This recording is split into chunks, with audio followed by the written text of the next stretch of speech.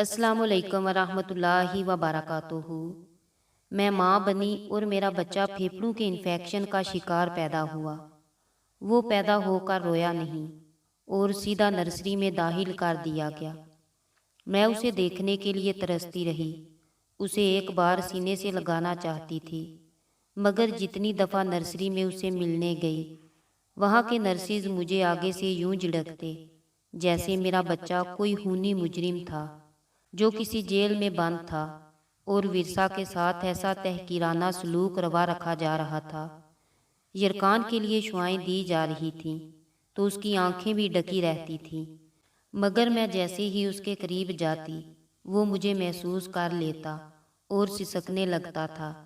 मैं उसे एक मर्तबा उठाकर अपने सीने से लगाना चाहती थी, मगर मैं तो उसे छू भी ना सकी, बल्कि कभी एक लम्हे से ज़्यादा मुझे उसके करीब खड़ा होने की भी इजाज़त नहीं दी गई। वो मर गया, मैं रोती रही उसकी जुदाई पर, उसको कभी एक दफ़ा भी सीने से ना लगा सकने के दुख पर। और मैं आज भी तड़प रही हूँ। आज भी मैं इंटरनेट पर नौज़ायदा बच्चों की वीडियोज़ देखती रहती हूँ और ये देखती रहती हूँ कि तरक्की याफ्ता ममालिक में कैसे बीमार बच्चों की देखभाल होती है। हज़ारों नालियों में जकड़ा बच्चा कैसे माँ के सीने से लगाया जाता कि माँ के साथ स्किन टू स्किन टच भी एक मैजिकल थेरापी शुमार की जाती है। मगर पाकिस्तान के डॉक्टर्स और नर्सिस बाखुदा किसी जालिम दरिंदे, किसी बेरहम कसाई से कम नहीं हैं। मैं आज भी रो रही हूँ, तड़प रही हूँ और उसकी जुदाई से ज़्यादा ये दुख मुझे खा रहा है कि मैं अपने बच्चे को एक मर्तबा भी सीने से नहीं लगा पाई।